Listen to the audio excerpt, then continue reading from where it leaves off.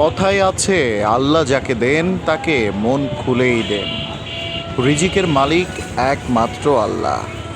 আপনি যেখানেই থাকুন না কেন, সেখান থেকেই রিজিকের ব্যবস্থা আল্লাহ করে দাদা দেবেন। কেমন আছেন? হ্যাঁ, ভালো আছি। ভালো আছেন না? কেমন চলছে? ভালো চলছে। ঠিক আছে।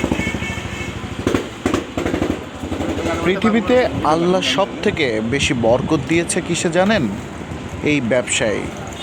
যারা সৎ এবং নিষ্ঠার সাথে ব্যবসা করেন, আল্লাহ তাদেরকে প্রাণ খুলে বরকত দেন।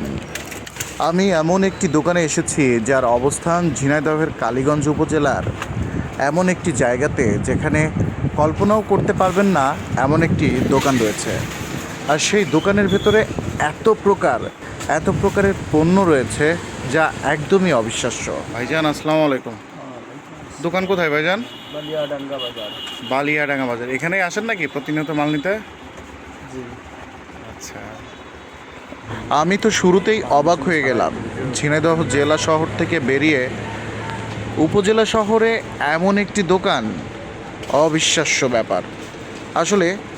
তাহলে তার প্রতিনিয়ত ক্রেতা বা বিক্রেতারা কেমন আসেন এখানে? একমাত্র এই দোকানটি যারা চিনে থাকেন তারাই বলতে পারবেন দোকানটি কোথায় অবস্থিত এবং এই দোকানের দৈনিক বেচাকেনা কেমন হয়।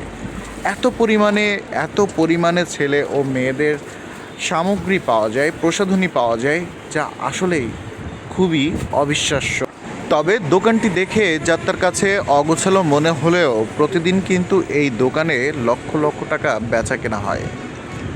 এবং দোকানটি দেখে কিন্তু বোঝার মতো নেই আসলে এই দোকানে এত প্রকার আইটেম রয়েছে। সকল প্রকার আইটেমই এখানে পাইকারিতে পাওয়া যায়, কারণ এখানে শুধু পাইকারি বিক্রি করা হয়।